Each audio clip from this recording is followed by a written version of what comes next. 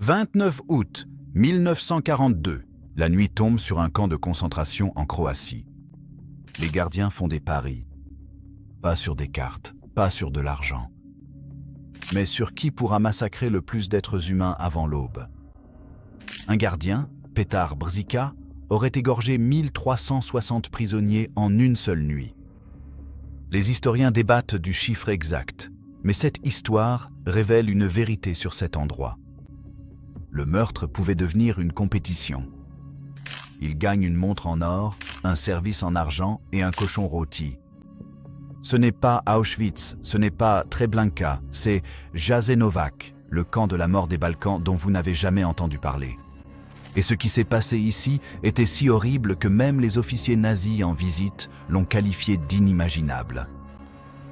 Alors que le monde connaît la machinerie industrielle des camps allemands, Jasenovac fonctionnait différemment. Pas de chambre à gaz en chaîne. Aucune efficacité calculée d'extermination de masse. À la place, quelque chose de plus personnel, de plus intime, de plus brutal.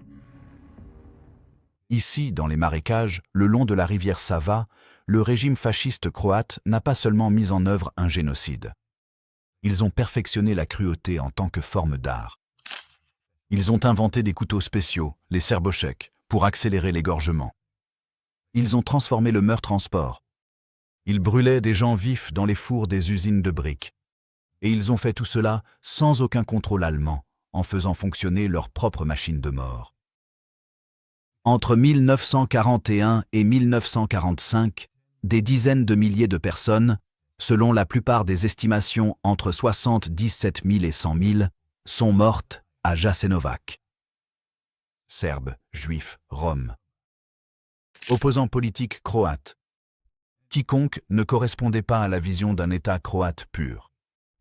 Le camp était si sauvage que les généraux allemands ont consigné leur choc par écrit. Tellement méthodique que les gardiens ont continué à tuer jusqu'aux toutes dernières heures avant la libération. Tellement complètement détruit par ses propres opérateurs que déterminer le nombre exact de morts reste un sujet de discorde 8 décennies plus tard. Vous connaissez Auschwitz. Peut-être avez-vous entendu parler de Dachau ou de Bergen-Belsen. Mais Jasenovac reste dans l'ombre de l'histoire. Une note de bas de page dans les manuels scolaires, une controverse dans les Balkans, un lieu où les horreurs étaient si extrêmes qu'elles défirent la compréhension.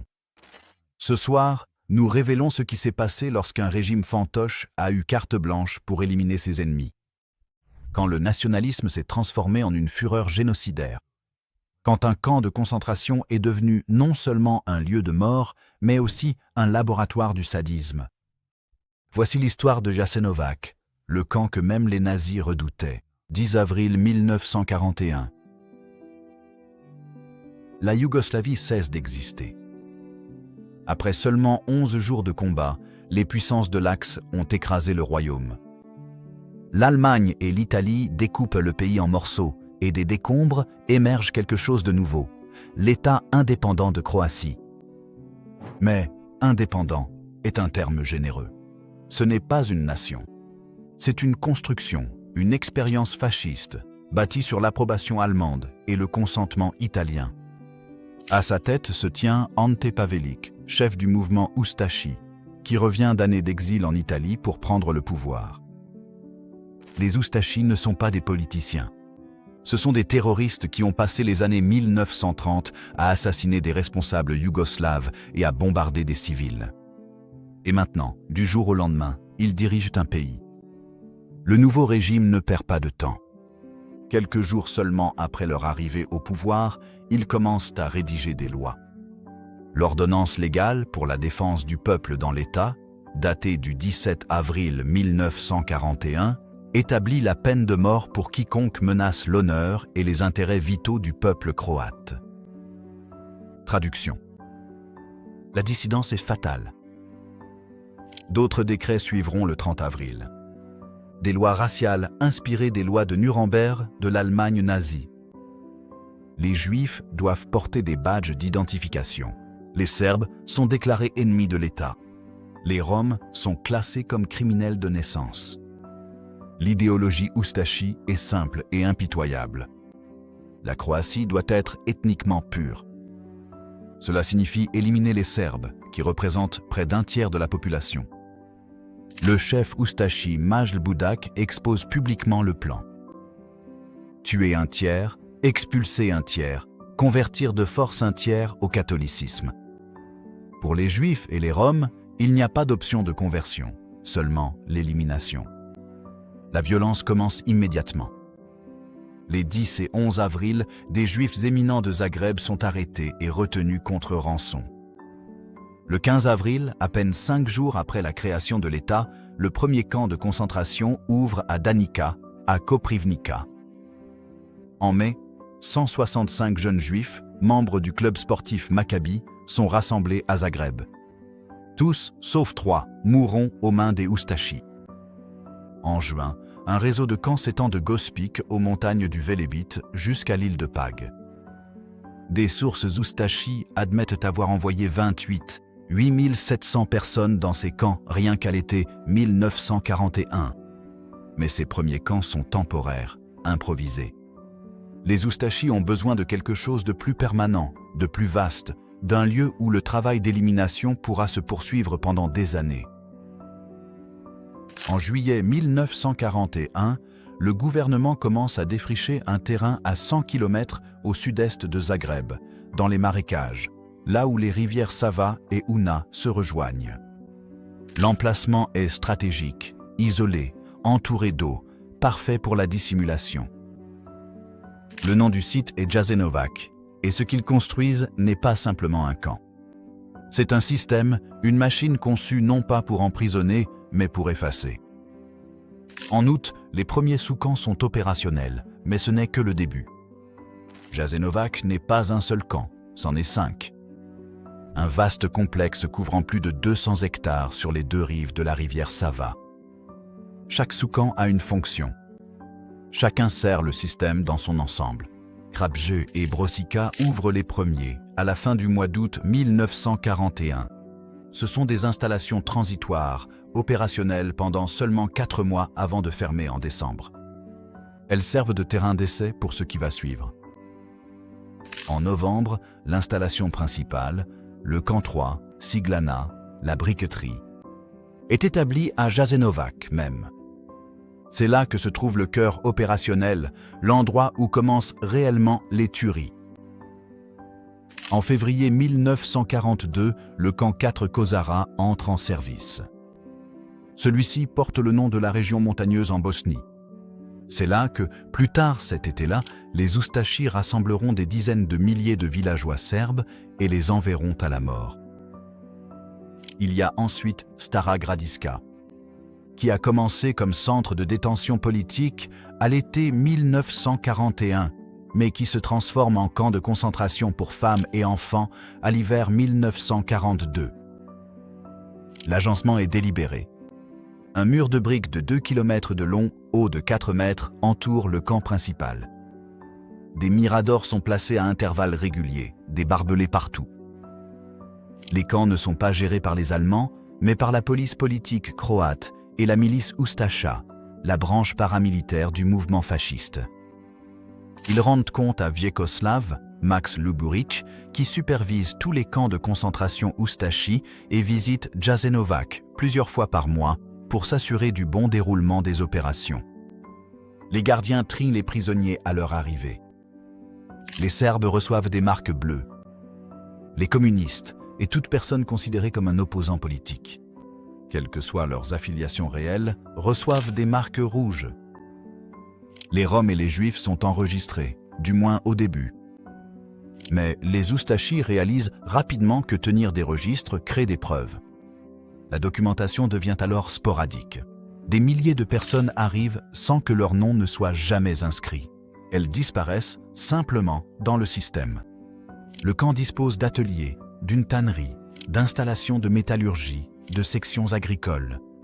Les détenus travaillent 11 heures par jour sous la surveillance constante des Ustashi. Inko, Dominique Piccoli et Tiomir Kordic gèrent les affectations de travail, divisant les prisonniers en 16 groupes, ouvriers du bâtiment, briquetiers, métallurgistes, agriculteurs. Piccoli fouette personnellement les détenus pour augmenter la productivité. Même les infractions mineures, comme travailler trop lentement ou montrer des signes d'épuisement, entraînent l'exécution pour sabotage. Mais le travail n'est pas le but principal. Jasenovac n'est pas avant tout un camp de travail forcé. C'est un centre d'extermination. Les ateliers servent de couverture. Le travail permet à certains prisonniers de survivre temporairement. Ceux qui possèdent des compétences, comme les médecins, les électriciens, les menuisiers, les tailleurs. Tous les autres vivent à crédit, leur temps est compté. Entre les camps s'étendent les terrains d'exécution. Granik, un quai sur la rivière Sava. Là, Lubarić met au point un système utilisant des grues industrielles comme potence. Les victimes sont pendues, des poids attachés à leurs bras, la gorge tranchée, le ventre ouvert. Ensuite, elles sont poussées dans la rivière à coups sur le crâne. Le courant emporte les corps. Gradina, juste en face du camp principal de l'autre côté de la Sava, devient le principal site d'exécution. Des dizaines de milliers de personnes y mourront. Ustica, une installation distincte réservée spécifiquement aux familles roms. Le système est achevé à la mi-1942. Arrivée, classification, travail ou exécution immédiate. Pour ceux envoyés au travail, une mort lente par la faim, la maladie et la violence arbitraire. Pour ceux envoyés sur les terrains d'exécution, l'élimination rapide. L'infrastructure est rudimentaire comparée à celle des camps de la mort allemands. Pas de conduite de Zyklon B, pas de crématoriums industriels. Au début, mais c'est efficace et c'est entièrement croate. Qui a conçu cela? La direction des Ustashi. Qui l'a financé? Le trésor de l'État indépendant de Croatie. Soutenu par les ressources de l'Axe. Qui l'a encadré? Des fascistes croates, des fanatiques qui se sont portés volontaires pour ce travail. Quelle était sa capacité? Illimitée, selon les documents du quartier général des Ustashi. Le camp de concentration de Jasenovac, affirmait-il, peut recevoir un nombre illimité d'internés. Maintenant, le processus commence. Imaginez que vous êtes un villageois serbe en Bosnie. Nous sommes à l'été 1942.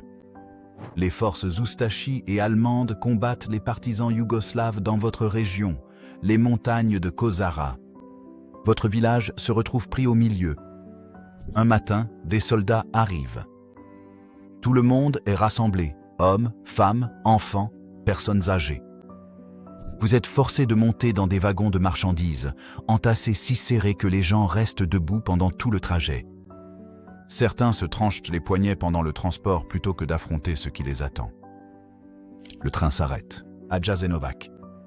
Vous descendez sur un quai. Les gardes crient, les chiens aboient. Vous êtes immédiatement séparés. Les hommes d'un côté, les femmes et les enfants de l'autre. Vous serrez la main de votre enfant, mais un garde vous arrache l'un à l'autre. Les hommes sont évalués. Les hommes plus jeunes et plus forts peuvent être envoyés à la briqueterie pour le travail forcé.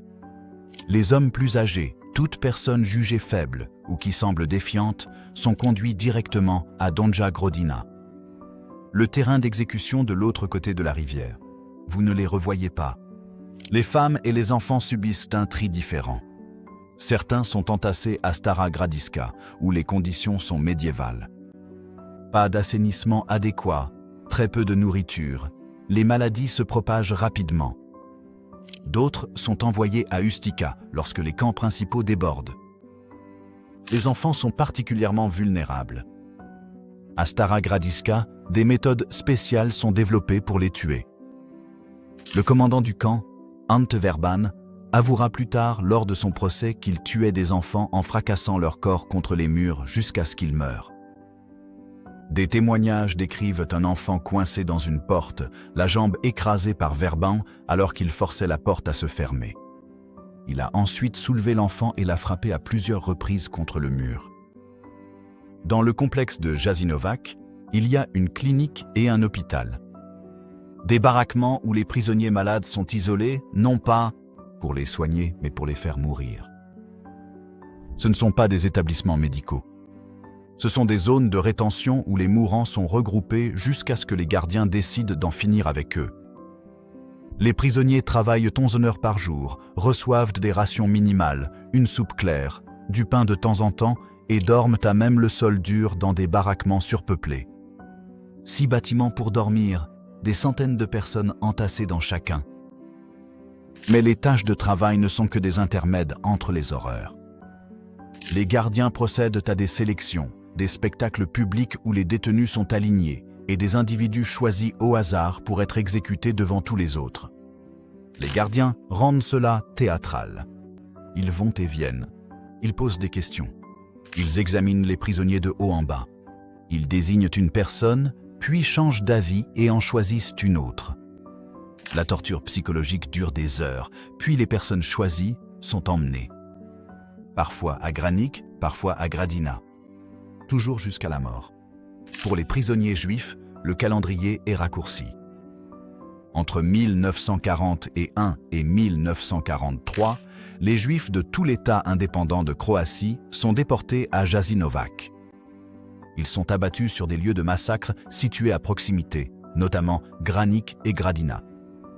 Quelques personnes possédant des compétences essentielles sont temporairement détachées pour travailler.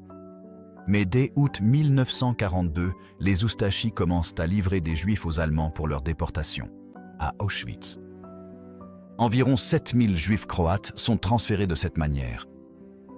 La plupart de ceux qui restent à Jasenovac ne survivent pas. Les estimations actuelles situent le nombre de morts juifs à Jasenovac entre 8000 et 20 000. Les Roms font face à une élimination systématique. Les premières arrestations de masse commencent en juillet 1941. Au 20 mai 1942, des opérations coordonnées balayent les Roms sur l'ensemble du territoire. Des familles sont déportées à Jasenovac et Starogradiska. À leur arrivée, leurs objets de valeur sont confisqués. Au début, des listes sont tenues, puis la tenue des registres cesse. Lorsque le nombre de Roms arrivant atteint son apogée en juin 1942, ils sont séparés. Les hommes plus âgés, les femmes et les enfants sont immédiatement envoyés à Donja Gradina pour y être exterminés. Les hommes plus jeunes sont envoyés à la briqueterie, où ils meurent de faim, de soif, d'épuisement et d'exécutions quotidiennes. Seul un petit nombre est affecté aux travaux les plus pénibles. Entre 8000 et 15 000. Des Roms périront à Jasenovac. 16 000 autres mourront ailleurs dans l'État indépendant de Croatie. Les méthodes de mise à mort sont intimes, personnelles. Contrairement aux chambres à gaz d'Auschwitz, conçues pour éloigner le bourreau de la victime, Jasenovac se spécialise dans la violence en face à face. Les gardiens frappent. Ils battent les prisonniers à mort avec des matraques et des marteaux. Ils tranchent les gorges. Ils pendent les victimes à des potences de fortune. Ils démembrent des personnes vivantes avec des scies et des haches. Et puis, il y a le sarbojek, le coupeur de Serbes. Un outil spécial développé spécifiquement pour Jasenovac. Un couteau agricole, courbé et tranchant, fixé à un gant en cuir. Il s'adapte à la main. D'un seul geste, un gardien peut trancher une gorge. Le design maximise l'efficacité et minimise la fatigue de la main. Les gardiens peuvent tuer victime après victime sans avoir à saisir une lame séparée. C'est un meurtre, adapté à une application industrielle. Le sarbojek devient tellement associé à Jasenovac que les survivants s'en souviennent des décennies plus tard.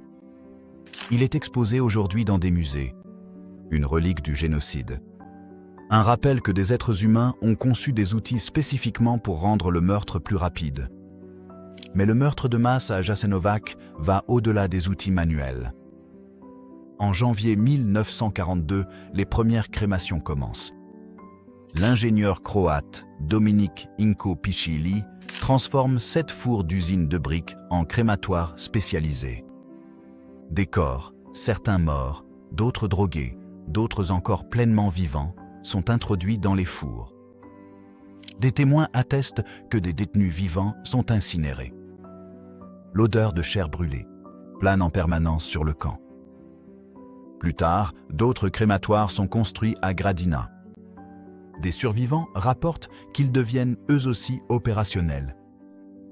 À Starogradiska, des expérimentations avec le gaz toxique commencent. Les Oustachis essaient d'abord les camions à gaz, utilisant du zyklon B et du dioxyde de soufre dans des chambres de fortune. Ces méthodes sont irrégulières, mais elles sont utilisées sur les femmes et les enfants arrivant de Đakovo. Reste Jasenovac. Le camp ne développe pas de chambres à gaz fonctionnelles comme les installations allemandes. Les Oustachis préfèrent leur méthode manuelle.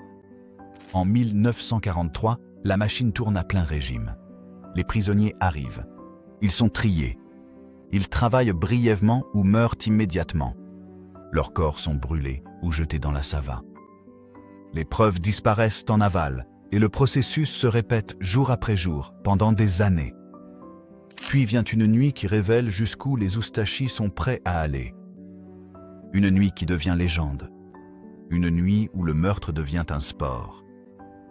Le 29 août 1942, les gardes de Jasenovac sont ivres et s'ennuient.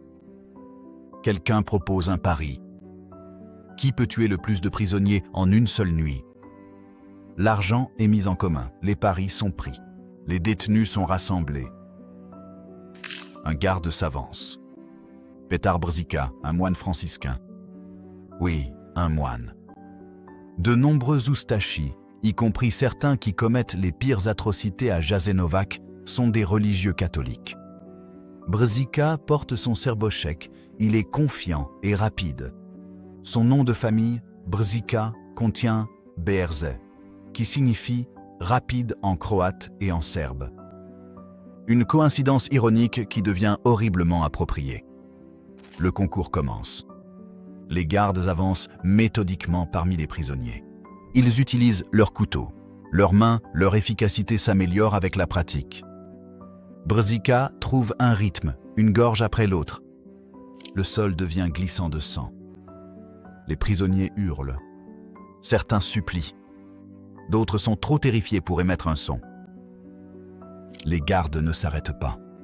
C'est un divertissement. À l'aube, les chiffres sont comptabilisés. Brzica a tué 1360 personnes. Un autre participant, Ante Zrinucic, admet en avoir tué environ 600. Majel Friganović avoue 1100.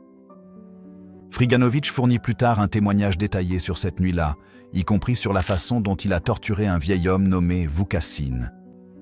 Il a ordonné à l'homme de bénir Ante Pavelić, le chef des Oustachis. L'homme a refusé. Friganović lui a coupé les oreilles. Il a de nouveau refusé. Friganović lui a coupé le nez. Il a encore refusé. Friganović lui a arraché la langue. Puis il l'a tué. Les récompenses pour les vainqueurs sont révélatrices. Brzezica reçoit une montre en or de la part de l'aumônier du camp. Oui, l'aumônier, un responsable religieux qui non seulement était au courant du concours de meurtre, mais a aussi participé à la remise des récompenses. L'administration du camp offre à Brzezica un service en argent. Ses collègues gardiens lui offrent un cochon rôti et du vin pour fêter cela. Il festointe, il porte des toasts, il célèbre l'abattage industrialisé. Un des participants cherche plus tard une aide psychiatrique. Le poids psychologique de ces actes devient insupportable, mais la plupart n'expriment jamais de remords. Brzezica lui-même, s'il avait été capturé vivant après la guerre, n'aurait probablement montré aucun regret. Il disparaît dans les méandres de l'histoire, son destin final restant inconnu. Mais sa nuit de tuerie devient l'un des événements les plus infâmes de l'histoire de Jasenovac. Ce n'est pas un incident isolé. C'est emblématique. Jasenovac est un lieu où la cruauté devient une routine, où les gardiens rivalisent pour inventer les tortures les plus sadiques, où des frères franciscains comme Miroslav Filipovich Majstorović, surnommé Fra Sotona, frère Satan, participent personnellement au massacre et sont promus pour leur zèle. La réputation de Filipovich Majstorović est particulièrement sombre. Avant de diriger Jasenovac, il a participé à des massacres de villages serbes, Sargovac, Motike, Drakulić, près de Banja Luka, en Bosnie. Au camp, des détenus ont témoigné qu'il avait personnellement tué de nombreux prisonniers, y compris des enfants. Sa méthode? Il lançait les enfants en l'air et essayait de les empaler sur un poignard. Les survivants racontent qu'il a échoué 3 fois, puis a réussi à la 4e tentative, riant tout le temps. Les mères qui assistaient à cela s'effondraient. En hurlant, s'arrachant les cheveux, les gardes les emmenaient et les exécutaient. Même les officiers allemands qui visitent Jasenovac sont choqués. Edmund Glas von Horstenau, le représentant plénipotentiaire d'Hitler en Croatie, visite le camp et documente ce qu'il voit. Il le décrit comme comparable à l'enfer de Dante. Dans ses rapports à Berlin, il écrit que les Oustachis sont devenus complètement fous. Il est témoin des conséquences d'un massacre à Krikvenibok, où les Oustachis ont tué des centaines de villageois. Il décrit avoir vu le cadavre d'une femme dans la rivière Sava, les yeux arrachés, un pieu planté dans ses parties génitales. Il estime qu'elle n'avait pas plus de 20 ans. Partout, des cochons dévorent des corps non enterrés. Un autre général allemand, Hermann Neubacher, écrira plus tard à propos des Oustachis, affirmant qu'ils ont tué 1 million de Serbes. Il qualifie cela de vantardise exagérée, mais estime le nombre de morts à 3/4 million. Le fait que des responsables allemands, architectes de l'Holocauste, jugent les méthodes croates excessives en dit long sur la brutalité de Jasenovac. Des responsables de l'Église catholique en prennent également conscience. L'archevêque Aloysius Stepinac reçoit des rapports. Le prêtre Jure Pašić visite Jasenovac et raconte ensuite en détail à Stepinac ce qu'il a découvert. Stepinac aurait versé une larme. En février 1943, après que 7 prêtres catholiques slovènes ont été tués à Jasenovac, Stepinac écrit à Ante Pavelić, qualifiant cela de tâche honteuse et de crime qui crie vengeance, tout comme l'ensemble de Jasenovac est une tâche honteuse sur l'État indépendant de Croatie. Monseigneur Augustin Juretic, un théologien catholique bien connecté, écrit en juin 1942 « Le camp de concentration de Jasenovac est un véritable abattoir. Vous n'avez lu nulle part, pas même sous le GPU ou la Gestapo, de choses aussi horribles que celles commises par les Oustachis. » L'histoire de Jasenovac est la page la plus sombre du régime Oustachi, car des milliers d'hommes y ont été tués. La condamnation religieuse n'arrête pas les meurtres. Au contraire, Jasenovac accélère. En 1943, elle fonctionne à pleine capacité. De nouveaux prisonniers arrivent constamment.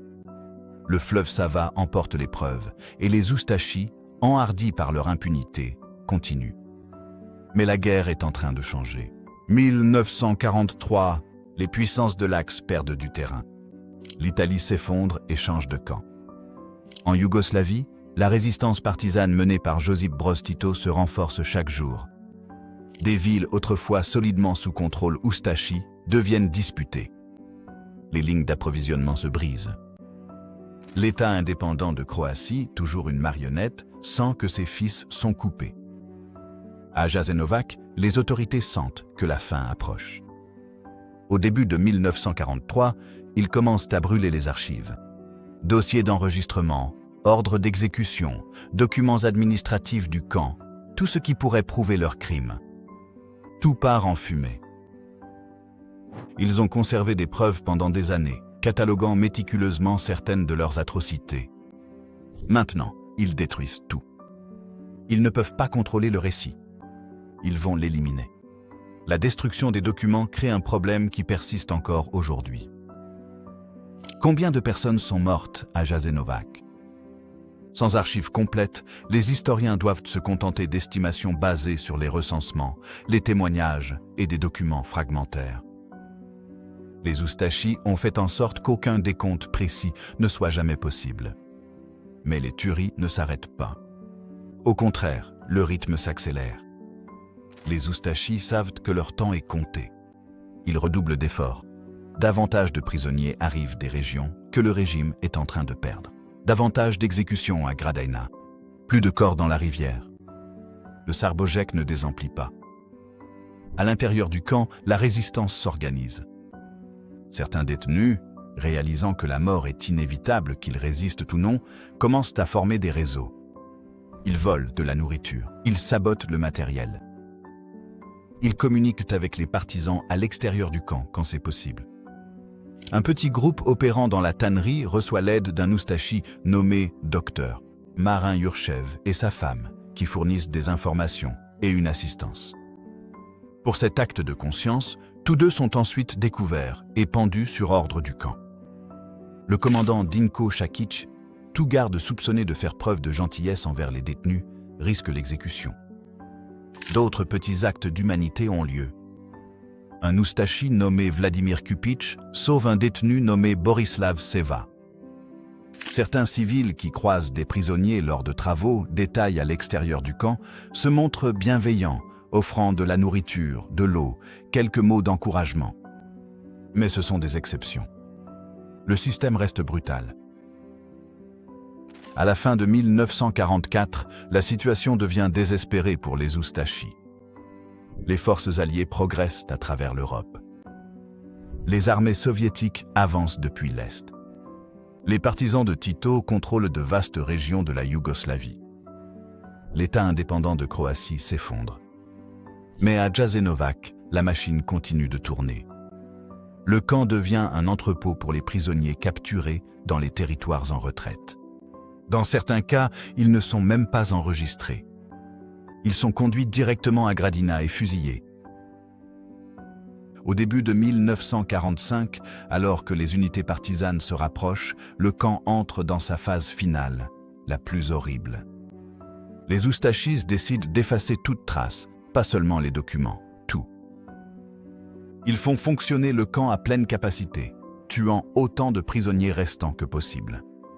Les femmes et les enfants qui ont survécu des années à Starogradiska sont conduits à la mort. Les hommes sont fusillés. Les crématoires fonctionnent jour et nuit. À la mi-avril 1945, il ne reste qu'environ 1100 prisonniers hommes vivants dans le camp principal de Jasenovac. 700 à 900 femmes se trouvent encore à Starogradiska. Le 21 avril, les oustachis tuent toutes les femmes. Le massacre dure des heures. Quand c'est terminé, les gardes retournent au camp principal. Les prisonniers hommes restants comprennent ce qui les attend. Ils font face à un choix. Mourir passivement ou mourir en se battant. De toute façon, la mort est certaine, mais au moins se battre offre une chance, même infime, de s'échapper.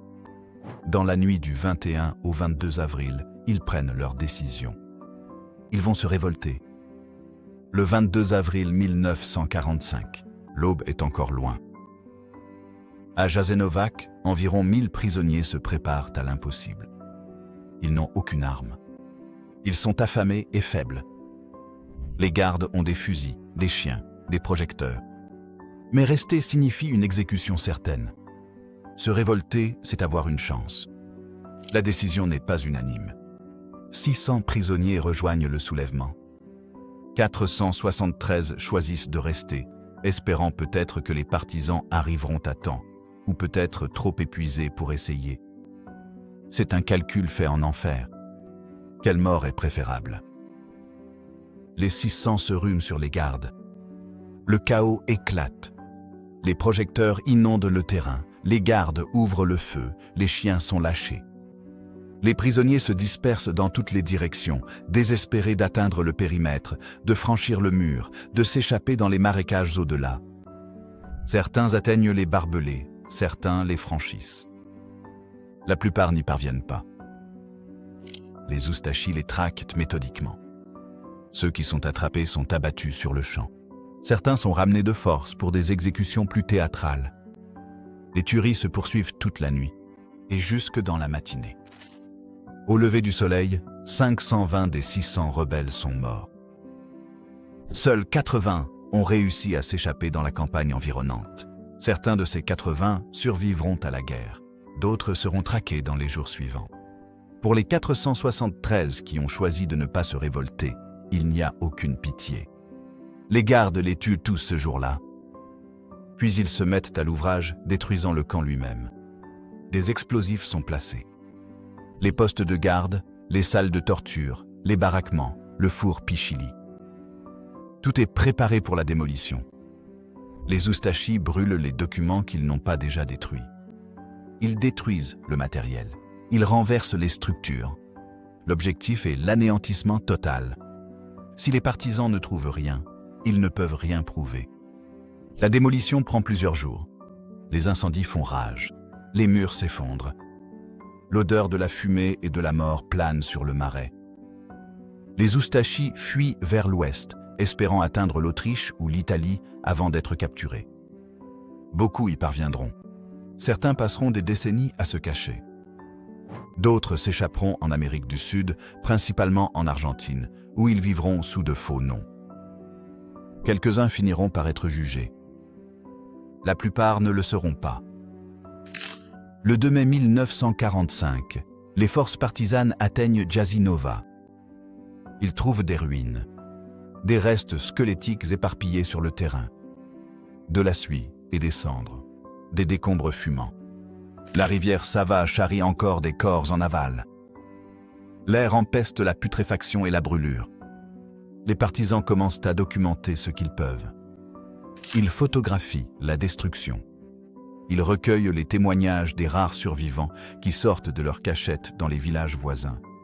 Ils commencent les fouilles. Dans une fosse commune, ils trouvent 189 cadavres, la plupart avec le crâne fracassé. Parmi eux, 51 enfants de moins de 14 ans. Mais un examen médico-légal complet est impossible. La destruction du camp est trop totale. Les Oustachis ont bien fait leur travail. Au cours des mois suivants, les autorités partisanes utilisent le site en ruine pour le travail, amenant des prisonniers de guerre allemands, croates, slovènes et tchétniques pour extraire des matériaux de construction. Ils démontent le mur de briques de 2 km de long et de 4 mètres de haut qui entourait l'installation. Le site est encore davantage dégradé. Les preuves sont encore plus compromises. À la fin de 1945, Jasenovac est en grande partie anéanti. Ce qui subsiste, ce sont les témoignages, la mémoire et les fantômes des dizaines de milliers de personnes qui y sont mortes. Le nombre plane comme de la fumée. Combien de personnes sont mortes à Jasenovac? En novembre 1945, le Comité national de Croatie du gouvernement yougoslave enquête. Ils estiment le nombre de victimes entre 500 000 et 600 000. Ce chiffre devient officiel pendant des décennies. Le centre Simon Wiesenthal le cite. Des chercheurs israéliens l'utilisent jusqu'en 1990. Il entre dans les manuels scolaires, les mémoriaux, la mémoire collective. Mais ce chiffre est contesté. Dans les années 1980, des chercheurs serbes avancent des chiffres encore plus élevés, de 700 000 à 1 million. Le directeur du musée des victimes du génocide de Belgrade, Dr Milan Bulagic, affirme qu'entre 700 000 et 1 million de personnes sont mortes rien qu'à Jasenovac. Antun Miletic, directeur des archives militaires de Belgrade, avance le chiffre de 1 100 000. Puis, après l'éclatement de la Yougoslavie, le balancier oscille violemment. Les nationalistes croates minimisent le nombre de morts. En 1991, la commission du nouveau gouvernement croate pour la détermination des victimes de guerre et d'après-guerre ne recense que 2238 victimes à Jasenovac. Seulement 293 victimes juives dans toute la Croatie.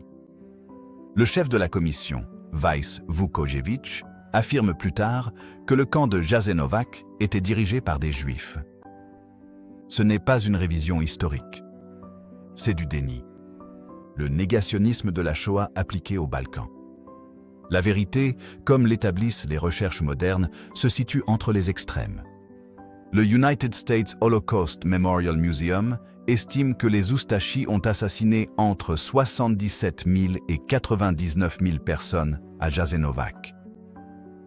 Le site commémoratif de Jasenovac, en utilisant la documentation recueillie jusqu'en mars 2013, a compilé les noms de 83 145 victimes, 47 627 Serbes, 16 173 Roms, 13 116 Juifs, 4 255 Croates, 1128 musulmans bosniaques et 266 Slovènes, entre autres. Parmi eux, 20 101 sont des enfants de moins de 14 ans. 23 474 sont des femmes. Ce ne sont pas des chiffres abstraits. Ce sont des individus, des familles, des communautés. Un père tenant la main de son enfant avant qu'ils ne soient séparés à jamais. Une mère regardant des gardes écraser son bébé contre un mur. Une jeune femme, les yeux arrachés, violée avec un pieu, jetée dans une rivière. Un vieil homme torturé pour avoir refusé de louer son meurtrier. Des milliers de familles roms arrivant ensemble, mourant ensemble. Des communautés juives qui vivaient en Croatie depuis des siècles, effacées en quelques mois. La controverse autour des chiffres sert plusieurs objectifs politiques dans les États post-yougoslaves. Pour les nationalistes serbes, des chiffres plus élevés justifient les récits de victimisation et le sentiment anti-croate. Pour les nationalistes croates, des chiffres plus bas minimisent les crimes des Ustashi et permettent la réhabilitation des symboles fascistes. Les deux positions déforment la vérité au profit de l'idéologie. Mais que 80 000 ou 100 000 personnes soient mortes à Jasenovac, la réalité fondamentale reste inchangée. C'était un génocide. Systématique. Délibéré, orchestré par le régime Ustashi, avec un enthousiasme qui a même choqué les nazis. L'État indépendant de Croatie a assassiné entre 320 000 et 340 000 Serbes ethniques durant son existence. Il a tué environ 32 000 Juifs. Il a éliminé environ 26 000 Roms. Ces morts ont eu lieu dans des camps, dans des villages, lors de massacres, lors de marches forcées. Jasenovac était le plus grand site d'exécution, mais il faisait partie d'une campagne plus large de nettoyage ethnique. Après la guerre, la plupart des responsables s'échappent. Ante Pavelić s'enfuit en Autriche, puis en Italie, puis en Argentine. Il y vit sous la protection du Vatican jusqu'à sa mort en 1959. Vyacheslav Max Lubaric, commandant de tous les camps de concentration Ustashi, s'évade en Espagne. Il y vit ouvertement jusqu'en 1969, lorsqu'un agent yougoslave l'assassine. Dinko Šačić, l'un des derniers commandants de Jasenovac, s'enfuit en Argentine, où il vit pendant des décennies.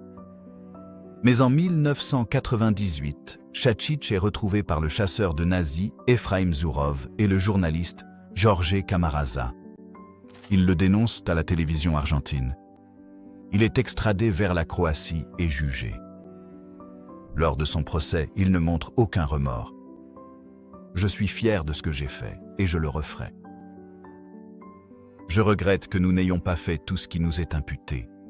Car si nous avions agi ainsi à l'époque, la Croatie n'aurait pas de problèmes aujourd'hui. Il n'y aurait eu personne pour écrire ces mensonges. » Il a été reconnu coupable et condamné à 20 ans de prison. Il meurt en prison en 2008, le dernier commandant de camp de concentration encore en vie à être jugé. Miroslav Filipović Majstorović. Frère Satan est capturé par les forces communistes yougoslaves. Il est jugé et exécuté en 1946. Lors de son procès, il tente de rejeter la faute sur Lubaric, affirmant qu'il ne faisait qu'obéir aux ordres. « Les Serbes doivent être exterminés sans pitié », dit-il, selon ce que Lubaric lui aurait dit. Le tribunal n'est pas convaincu. Il est pendu. La plupart des gardiens n'ont jamais à répondre de leurs actes devant la justice. Ils se fondent dans les sociétés d'après-guerre. Ils changent de nom, déménagent, fondent des familles. Certains vivent jusqu'à un âge avancé avec leurs secrets. Leurs victimes restent dans des fosses communes ou dispersées en cendres. Dans les années 1960, la Yougoslavie construit un complexe commémoratif à Jasenovac. Une sculpture en forme de fleurs en béton, un musée, des lieux de commémoration, mais le site est politisé dès le début. Sous l'ère Tito, l'accent est mis sur les victimes du fascisme, sans préciser les appartenances ethniques. On minimise le caractère spécifiquement anti-serbe d'une grande partie des massacres, afin de préserver l'unité yougoslave. Après l'éclatement de la Yougoslavie et l'indépendance de la Croatie, le site devient un lieu de contestation. Des nationalistes le vandalisent. Les commémorations annuelles deviennent des champs de bataille politiques. Ces dernières années, la Croatie a entrepris des démarches pour affronter cette histoire. Le gouvernement reconnaît les crimes de Jasenovac. Le site commémoratif accueille des programmes éducatifs. Des groupes scolaires le visitent, des historiens mènent des recherches. Mais si cette histoire vous a touché, interpellé ou vous a aidé à voir la Seconde Guerre mondiale différemment, ce serait un honneur de vous compter parmi notre communauté grandissante. S'abonner n'est pas qu'un simple clic. C'est une façon de soutenir des histoires plus puissantes, des voix oubliées et davantage de vérité du passé. Alors si vous pensez que ces histoires comptent, cliquez sur le bouton d'abonnement et continuons ensemble ce voyage. Et n'oubliez pas de laisser un commentaire. Nous les lisons tous et nous aimons entendre vos avis. Jusqu'à la prochaine fois, continuez d'explorer l'histoire avec Epic War. Continuez à poser des questions. Continuez à chercher la vérité.